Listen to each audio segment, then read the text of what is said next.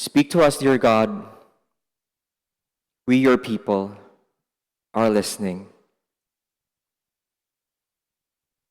May the Holy Spirit help us understand, help us see, help us hear,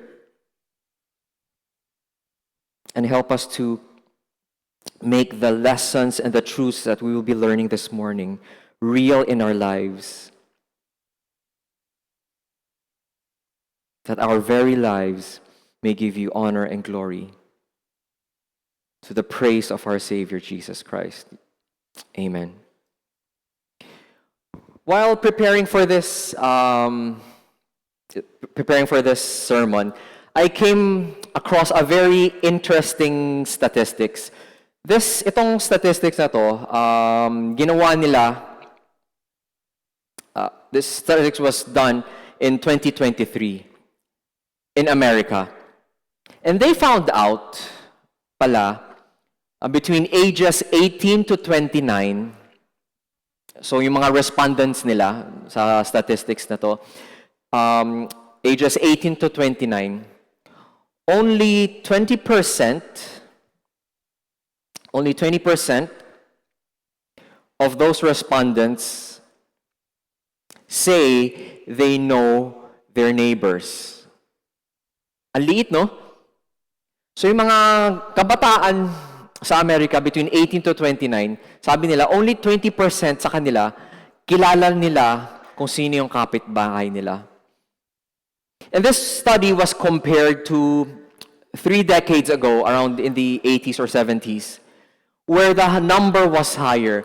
During the time, people actually know their neighbors, kilala nila kung sino yung kapitbahay nila, alam nila yung pangalan ng kapitbahay nila, alam nila yung parents at mga anak ng kapitbahay nila. But in the past 10 years or 20 years, people started to separate from each other. This is in America. I'm not sure kung applicable siya sa atin today. Kilala ba natin mga kapitbahay natin? Kilala ba natin yung mga lagi natin nakikita sa labas every day? Do we know their names? Do we know about their lives? And I read about this very interesting article also in America, which sadly was a bad news, no? On April of 2023, isang grupo ng mga kabataan na babae, no, they were bringing a friend home sa New York, one city in New York.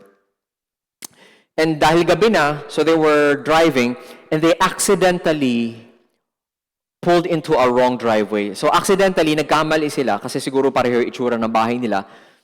Pumasok sila dun sa driveway ng isang bahay. And dahil nawala sila ng cell service, hindi nila tawagan yung may-ari ng bahay. And shortly after realizing na nagkamali sila ng pinasukan na bahay, na pinarkan na bahay, as they were trying to get out of the driveway, the owner of the house started shooting the car. Sadly, one 20-year-old passenger, a lady, a girl, died in this incident. There was no crime. The girls were not trying to commit a crime. They just simply made a mistake. Nagkamali lang sila ng napasukan na parkan na bahay, and they were shot. And 1 week before this incident, sa Kansas City naman, there was a young boy who accidentally approached a house in his own neighborhood. Itong 16-year-old na to, nagkamali siya ng bahay na napuntahan sa sarili niyang neighborhood kasi susunduin niya sana mga kapatid niya, mga younger siblings niya. After ringing the doorbell of the wrong house, yung homeowner shot this 16-year-old boy. Thankfully, I believe the news story says that this young boy was not killed in the incident. But you see how separated we are today. How separated we are today. Today, physically, we are closer because dumadami yung population, so syempre we're closer. But relationally, we are further and further apart. Ang mga tao ngayon ay mas malapit sa isa't isa sa physical, pero mas malayo naman tayo pagdating sa ugnayan. And there is this new social phenomenon which I talked about in the past weeks, and I want to bring this to our attention again. This is a new thing called being together alone. No, I remember I talked about this a few weeks ago. Being together alone. Anong being together alone? This is a new type of socialization. I remember seeing this few months ago, no, when I was in MetLife. Nakapunta ba kayo MetLife sa Pasay? No, sa MetLife, tapat siya ng Blue Bay. So I was there in MetLife. I was there to have lunch, and I passed by Starbucks dun. As I was passing by Starbucks, very interesting. No, subukan nyo to. Go to mga Starbucks or any coffee shop na medyo malaki na maraming upuan. You will see young people, especially with younger people like 30 and below. They would be seated together. You know they're friends. Alam mong magkakaibigan sila kasi ang lalapit nila. They were seated together, pero hindi sila nag-uusap. They were on their phone, doing their own thing. They were together, but they were alone. Minsan nga, so sobrang curious ko, I would go near them and check on their phone kung anong ginagawa nila.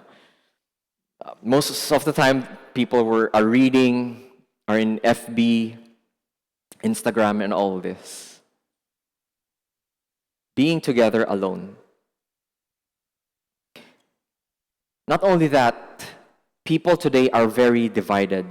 And people come up with more and more things to divide us. In the West, I'm not sure if you have heard about this, critical race theory. Probably next time I'll talk about it. Basically, what it's saying is, there are two types of groups of people, the oppressor and the oppressed, the haves and have-nots, the white and the black. And because of these lines that people draw, people are more divided more than ever. What are the other things that divide us? Political lines. Ito yung president na gusto ko. Ito yung gusto mo, away tayo. Or political views. And there are many things that divide us today. Kaya itong second of the Great Commandment is a radical call to radical love towards our neighbors. It's more so today. So the second of the Great Commandment is a radical call to radical love for our neighbors. Radical? Bakit siya radical? Because in spite of the world's call to separate, diyan ka, dito ako, ganun yung philosophy mo, ito yung philosophy ko. That's the world. But Christ is calling us to love one another as we love ourselves. So continuing with our theme of the Great Commandment, allow me to read Matthew 22, 37 to 40. Follow along. And he said to them, "You shall love the Lord your God with all your heart, with all your soul, and with all your might. This is the great and first commandment. And a second is like it. You shall love your neighbor as yourselves. On these two commandments depend all the writings of the law and the prophets." This morning, we will focus on loving our neighbors. And we will understand two very important points. Yung foundation neto of loving our neighbors, and also how this is expressed or practiced in our lives. So 2 points this morning. The first we'll look at is the foundation of loving our neighbors. Notice in verse 39, Jesus mentioned a very interesting thing. Sabi niya, a second is like it. You shall love your neighbor as yourself.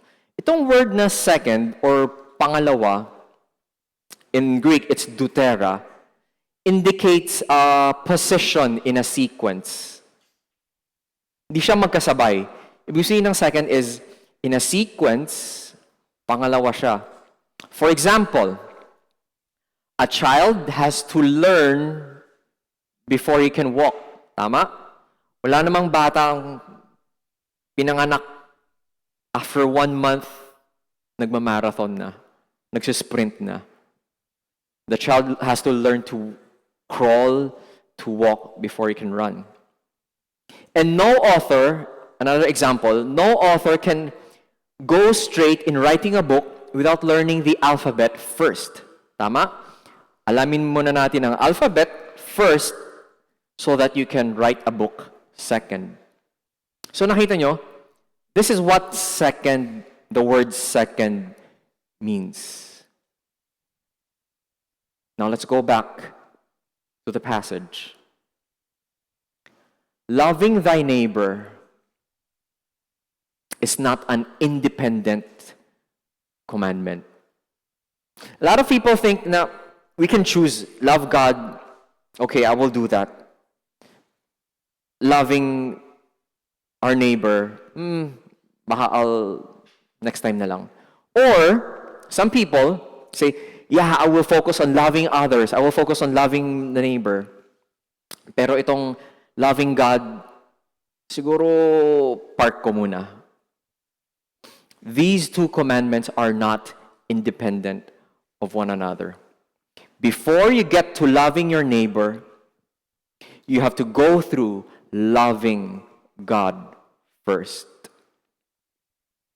And when Jesus phrased this, hindi niya sinabi na equal ang importance. Both are important, but there is a sequence.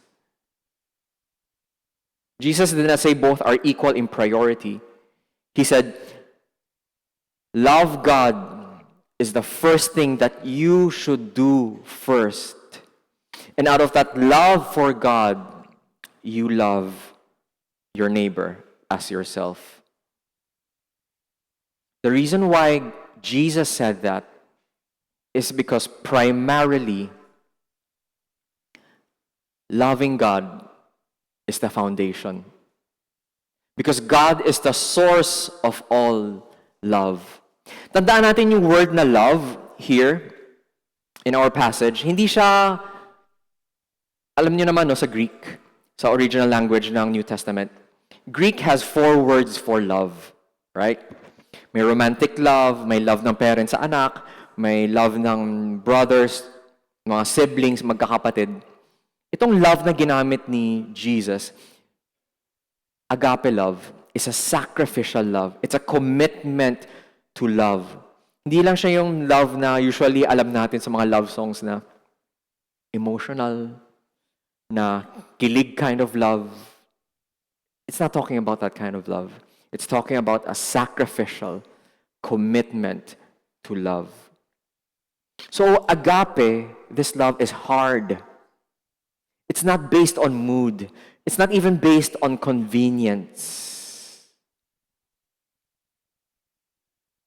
To love like this, you need the power of God. 1 John 4:11 and 19 says, Beloved, if God so loved us, we also ought to love one another. Because we love because He first loved us.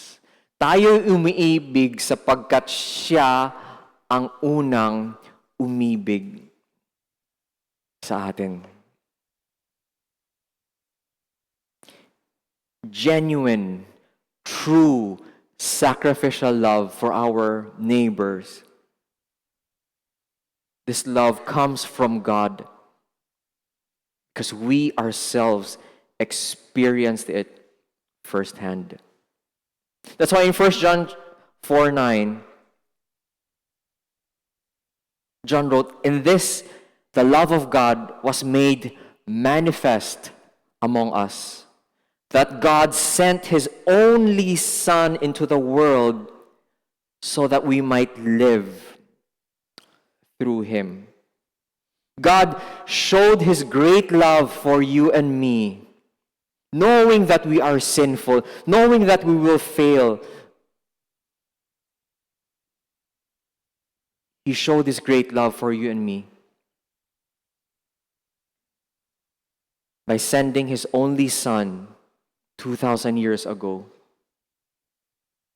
to live this broken world, to be mocked by people,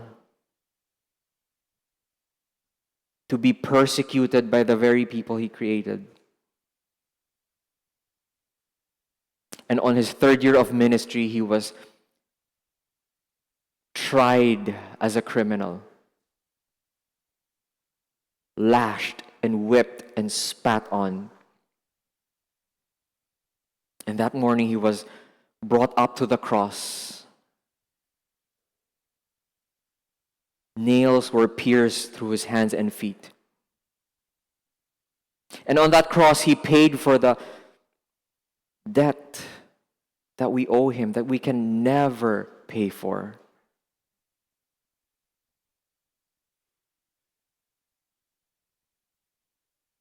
He did all that because of His great love for us. Instead of the punishment that was meant for us, He gave us eternal life. He called us His sons and daughters. Hindi ba love yun? Isn't that love? When we rebelled against God, na makasalanan tayo, yet out of His grace and mercy, He saved us. It's love. It's sacrifice. And you see, because we have experienced this, I hope you understand and experience this truth. Because we experience this, hindi natin mapigilan that we love Him back.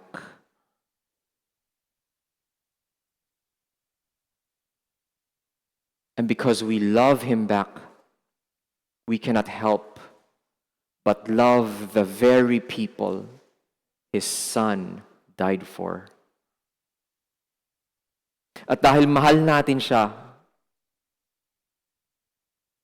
hindi natin mapigilan mahalin ang mga taong pinag-alayan ng buhay ng kanyang anak. That is the foundation of our love for our neighbors. Do not manufacture out of thin air itong love for others. We have a wealth of power, a great source of strength to love others. And that is God's love. And when we truly understand His love for us, we will be so filled, mapupuno tayo ng pagmamahal niya, and it would overflow, and it would move us to be kind to others. It would move us to be forgiving to others. It would move us to be generous to others. It would move us to be more understanding of others. Because we ourselves, naging tagapagtanggap tayo ng kanyang pag-ibig. So you see, our love for others is a result of God's love working in us. Ulitin ko. Our love for others is a result of God's love working in us. Ang pagmamahal natin sa iba ay resulta lamang ng pagmamahal ng Panginoon sa buhay natin. Let me tell you the story of this man. He's not Abraham Lincoln, pero magkamukha. His name is George Mueller. Kilala niyo ba siya? He's not super popular. But this is a great man. George Mueller was born in Prussia, Kingdom of Prussia, which is part of modern-day Germany in 1805. Nung kabataan niya, rebelde siya. He lived in sin and he had an indifference towards people. Ano siya? Sa salitang yun, nonchalant siya sa mga tao. Wala siyang pake sa mga tao nung kabataan niya. Naghihirap yung mga tao and all. Walang effect sa kanya. Until one day, a friend invited him to a prayer meeting in November of 1825. And in that prayer meeting, the Lord saved him. The Lord changed his life. He encountered the Lord in that prayer meeting. And after being saved, he never did this before. But after na linigtas siya ng Panginoon, he began to read the Bible earnestly. No, hindi niya mapigilan na Hindi niya mapigilan na hindi magbasa ng Bible. And he prayed regularly and he devoted his life to serving the God who saved him. To serving the God who knew how sinful he is, yet saved him. Because he understood God's love for him, he loved God back. So in 1836, nagbukas siya ng unang orphanage niya in Wilson Street in Bristol, caring for 30 girls na orphans. Ito yung first location ng orphanage niya. George Mueller was not a rich person. Hindi siya mayaman na tao. And yung mga orphans na kinupkop niya, itong mga batang to, they were poor, they were vulnerable, they were abandoned children. And George, doing this, wala siyang makukuha. Walang ROI sa kanya. Nagets nyo? Wala tong ROI. Ano mabibigay ng bata? Pabalik. Yet, George's love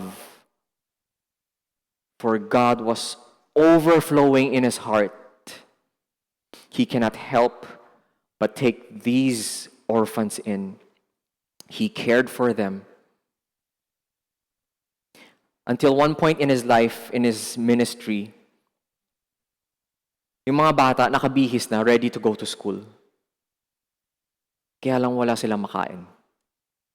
Next time, I'll share the amazing story of how that turned out. He was not rich.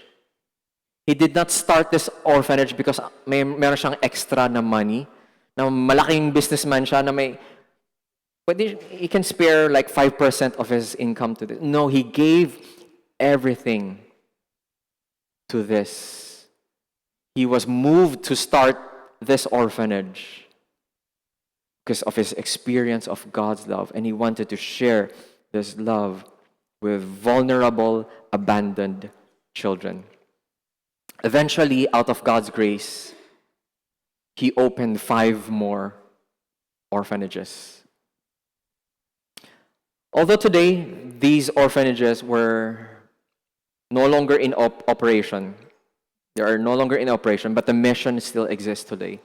Because there is a thing called George Mueller Charitable Trust.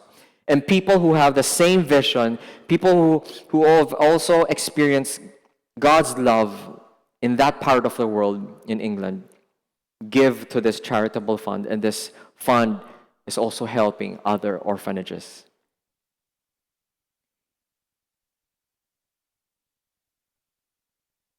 Remember a few weeks ago, I talked about the difference between success and significance.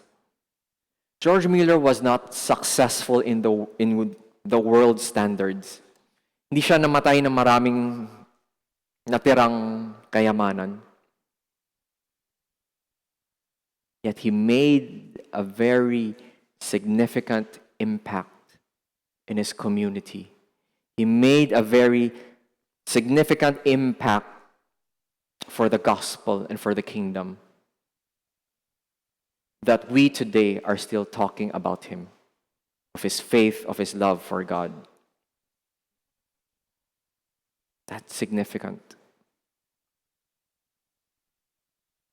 And that's the foundation of loving others. It's the love of God. Now let's move on to our second point about loving our neighbors. Napag-usapan natin kanina ano yung pundasyon. Ngayon pag-usapan natin paano natin to i-express. Paano natin to gagawin. You see, loving our neighbor, hindi lang siya isang idea na maganda pakinggan. Hindi lang siya isa parang something na cool pakinggan. Loving our neighbor is something that we should live out, that it should move us into action. Because genuine love moves us into taking action. And let's see what this love in action looks like. We'll be reading from Luke chapter 10, verse 25 to 37. Itong story na to, alam na alam natin to. It's called the Good Samaritan, right? You know all about that. Luke chapter 10, verse 25 to 37. Follow along. Behold, a lawyer stood up to put Jesus to the test, saying, "Teacher, what shall I do to inherit eternal life?" Jesus said to him, "What is written in the law, and how do you read it?" And the lawyer said, "You shall love the Lord your God with all your heart, with all your soul, with all your strength, and with all your mind, and love your neighbor as yourself." And he said to him, "You have answered correctly. Do this, and you will live." But the lawyer, desiring to justify himself, said to Jesus, "And who is my neighbor?" And Jesus replied with a story. Jesus said, "A man was going down from Jerusalem to Jericho, and he fell among robbers who stripped him and beat him and departed, leaving him half dead. Now, by chance, a priest was going down that road, and when he saw him, he passed on the other side. So likewise, a Levite, when he came to the place and saw him, passed on the other side. But then, a Samaritan, as he journeyed, came to where he was, and he saw him, and he had compassion. He went to him, bound up his wounds, pouring oil and wine. Then he set him on his own animal, probably a donkey, and brought him to an inn and took care of him. The next day he took out 2 denarii and gave them to the innkeeper, saying, "Take care of him, and whatever more you spend, I will repay you when I come back." Galing, no? Parang blank check binigay dun sa innkeeper. So ito yung question. Which of these 3, the priest, the Levite, and the Samaritan, Jesus was asking, do you think proved to be a neighbor to the man who fell among the robbers? Then the lawyer said, "The one who showed him mercy." And Jesus said, "You go and do likewise." This account here is very interesting for many reasons. Number one, Jesus asked this important question. Who is my neighbor? Who is my neighbor? Normally, when we think about neighbor, immediately ang nasa isip natin nakatira sa same street natin, right? Or probably, pag condo tayo, nasa 15A tayo, yung tao nasa 15B. Same building. Or, you can broaden your idea of what a neighbor is. Probably, iniisip natin, same ethnicity. If I'm an Indian, my neighbor is an Indian. If I'm Chinese, my neighbor is a Chinese. If I'm Filipino, my neighbor is a Filipino, and so forth and so on. Same. Or, you can even broaden that idea of neighbor. Same culture. Same culture. Or same philosophies. I believe in this, so my neighbor is someone who also believes in this. Or probably, same background. Mag-aaral ako sa St. Stephen, yung neighbor ko is probably someone from St. Stephen din. Or, even broaden it even more, same hobby. Yung mga mahilig tumakbo, yung mga neighbor ko is someone who also loves to run. Same. Notice what I did there. Normally, we define neighbor as someone who is same. Same, whatever. Same. But notice Jesus' story. The man na pinagnakawan, binugbog, halos muntik nang mamatay, itong man was a Jew. Yung priest was a Jew, same race. The Levite, definitely a Jew, one of the tribes, was also a Jew. The man, the priest, and the Levite were all racially the same. But they were not neighborly to the man. Hindi sila naging neighbor nung taong nabugbog. Sino yung neighborly dito? The Samaritan man. The Samaritan man. Let me give you a background kung bakit big deal to. In 722 BC, 700 years before Christ, the Assyrians conquered Israel. No, ginera. Parang nangyayari ngayon. Wala nga lang mga drones, wala nga lang mga nuclear weapons. Dati, horses and foot soldiers and all. But 722 BC, Assyrians conquered Israel. And a population of the Assyrians stayed in the northern territory. Northern territory, the Galilean region. Tama ba? Yeah, the northern territory. And because nagsettle itong mga aliens na to, mga Assyrians, in the northern territory, they assimilated. No? So yung mga local na Israelites, na Jews, they began marrying mga Assyrians.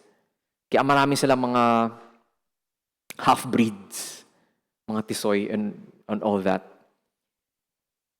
And Jews were very racist.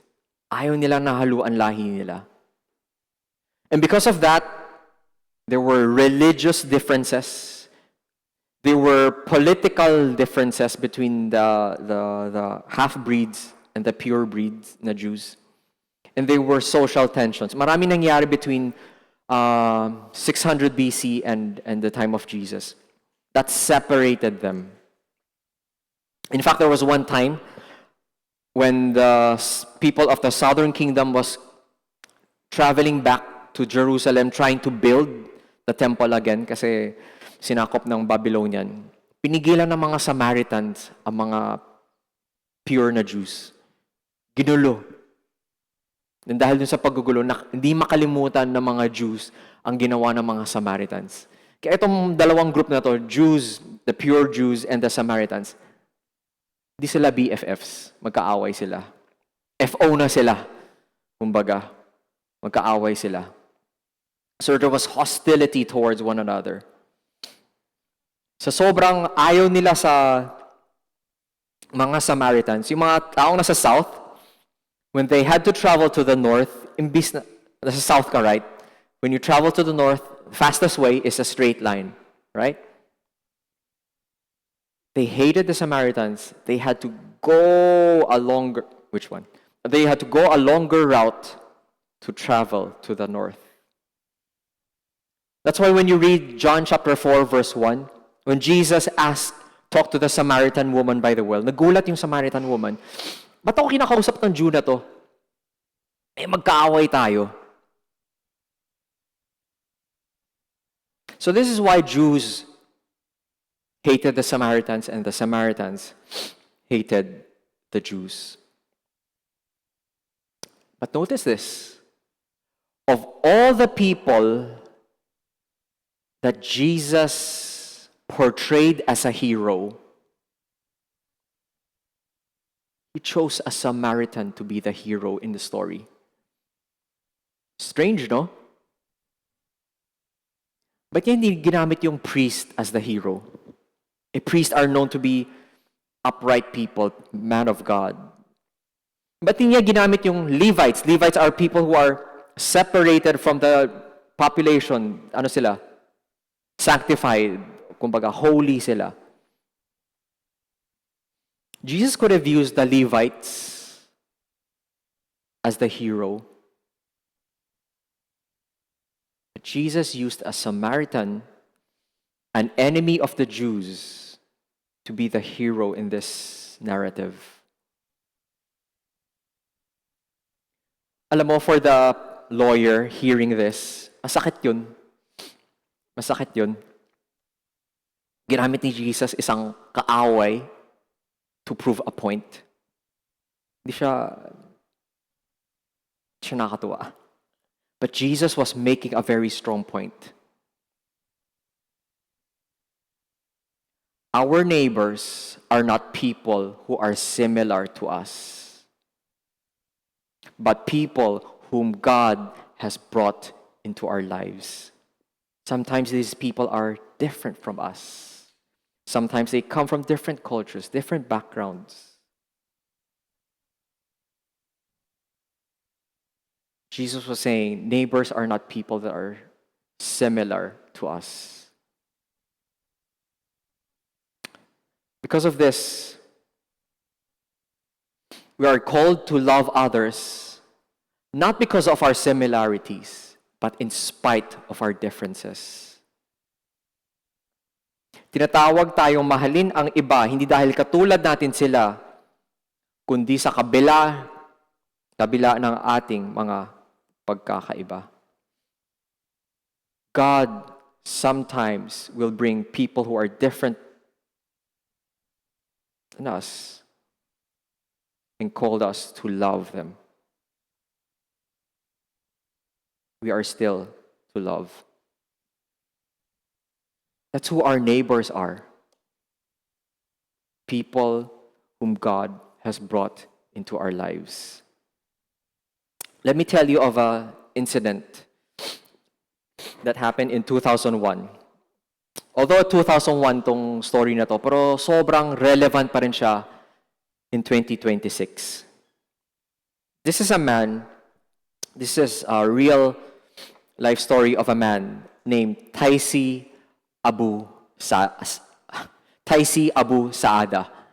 Nickname niya Taz. Taz was a Fatah sniper. Alam niyo ano yun? Fatah is a military arm of the Palestinians. Ang trabaho nitong mamang to, si Taz, was a sniper. And from when he was little, he was bred to do one thing: kill Jews. That's his only purpose. From child, he was indoctrinated with this: death to Jews and death to America. Yun ang laging ini-indoctrinate sa mga bata. eradicate the Jews. And when he grew up, his task was to instruct children about their duty to fight and kill Israelis. So nung bata pa lang, yun ang tinuturo sa kanya, paglaki niya, yung hatred towards the Jews, ang tinuturo niya sa mga next generation. That's Tas, Taisi Abu Saada. And on the other side of the fence, there's this man named Moran Rosenblit. Moran was a soldier in the Israeli army and who became bitter after a suicide bomber killed 7 of his friends. Remember, this was in 2001. But in light of today's political climate in the Middle East, you would never expect a Palestinian and an Israeli would tolerate each other, much less be friends. I'm sure if this was in another reality, if you take a normal Palestinian, a normal Jew, pag sinama mo sa room, baka magbarilan sila. Right? There is so much hatred among these two. But today, these former enemies talk to each other almost every day, and they share a deep friendship and love. How did this happen? Tas left the Middle East and moved to Kansas City to work. And one of his co-workers, pangalan niya si Charlie. And Charlie was the one who introduced Tas to Jesus, who changed this sniper's life because of Jesus. At the same time, God was working the heart of Moran. After his friends, 7 of his friends were killed by the suicide bomber, itong si Moran was so depressed na hindi niya matake. Hindi nga siya nakapunta dun sa lamay ng friends niya because he was in so much pain. He could not attend the funeral of his friends. So 2 months later, and then after that, after the incident, after the funeral, 2 months later, 2 helicopters collided, killing 86 soldiers on the Israeli side. Although hindi naman sila friends ni Moran, but itong incident na to, itong death toll na to, left him more depressed. Lalo siya naging depressed kasi soldier siya. Tapos nakita niya 86 of 86 soldiers were also killed. So sabi ng girlfriend niya at that time, alis ka muna sa Israel, magpalamig ka muna. Sobrang depressed ka na. So he traveled to England, and then after a while, he traveled to and settled in United States, where he stayed with a Christian family in California. And through this family's example and the witness of friends, Moran received Jesus as his Messiah and was baptized. As Moran grew in his faith, habang lumalago si Moran, a friend invited him sa isang conference. Itong conference na to very strange. Ang conference na to ay para sa Arab and Jewish believers. This conference is for Arabs and Jews, magkaaway. But they're for Arabs and Jews believers. Sabi ni Moran, I had friends who were Arabs. Meron naman akong friends na Arabs. But I always watched my back to make sure they wouldn't stab me in the back. So kahit may friends si Moran, ano pa rin siya? He doesn't trust Arabs. Israelis cannot trust Arabs, and Arabs cannot trust Israelis. Yun yung reality. Kahit napilitan siya, he was not happy. Sabi niya, sige na nga, join na nga ako sa conference na to. So Moran accepted the invitation to share his testimony at the conference. After he finished talking, there was a Palestinian man who approached him. Sabi ng man na to, I was a Fatah fighter. Si Tas yung nagsalita. Sabi niya, I was a Fatah fighter. He looked Moran in the eyes and said, I love you. Moran said, I can't explain what that did to me, to my heart when he said that. Later on, Task asked Moran to forgive him in the name of his people for his friends who were killed by the suicide bomber. And Moran also sought forgiveness for not being able to love and trust Task and for his anger. Since that conference in March of 2001, Moran and Task speak to one another daily as their friendship grows. These former enemies, in fact, dating magkaaway, ngayon, they pray together in the name of Jesus, the one and only true God. Taz says, Jesus touched my heart. It goes to show the world that there is hope in Jesus. Moran adds, do you want a picture of the solution for the Middle East? If God changed my heart and Taz's heart, He can change anyone's heart. Two men who could be from the farthest side of the political spectrum. Two men na sa kabila were very strong enemies against each other, came together in the name of Jesus, loving one another, being able to say, I love you to one another. They loved because they were not the same. They loved in spite of their differences, only because now they both were following the same Savior, Jesus Christ. From enemies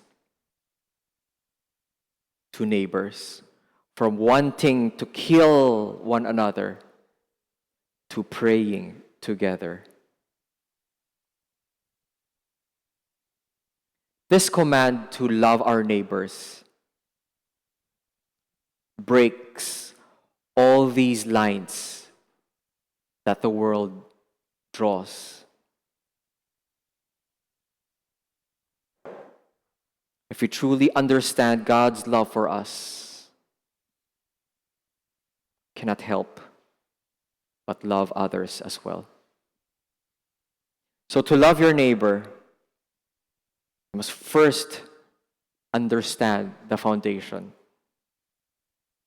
Experience God's love. After that, it will move you into action to love people whom God brings to our lives. Whoever God brings to your lives are your neighbors. No matter how similar or how different they are your neighbors. And if we truly love God, we will be moved to love our neighbors. Let us pray.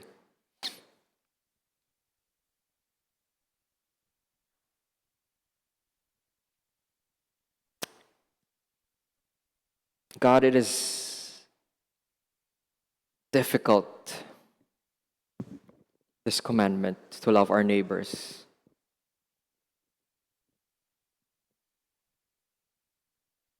Dahil hindi siya based on our mood. Sometimes we feel so good and we just want to love.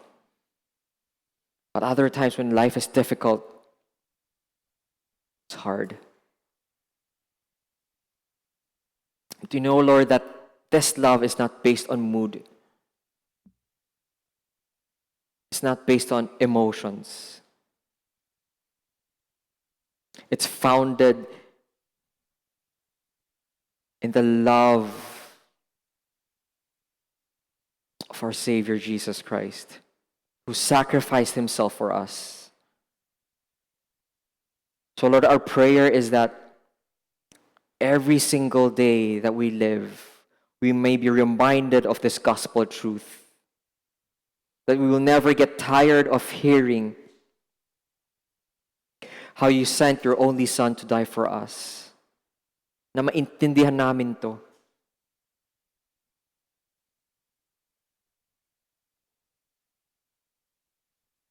Lord, we pray that you fill us with this truth sa puso namin. And as our heart is filled with His love, may overflow it. May overflow.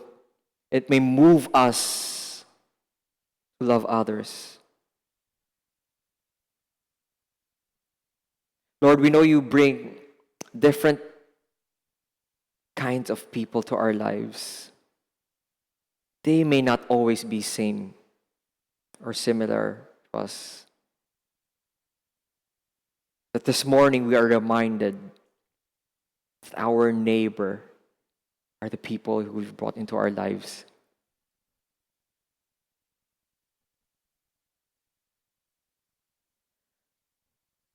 Move us to love our neighbors. Move us to extend the same love we have experienced from you to others. Give us the strength to do so. Give us the commitment to do so. And may all the things that we do from this point on be built on this foundation. So Lord, we pray for wisdom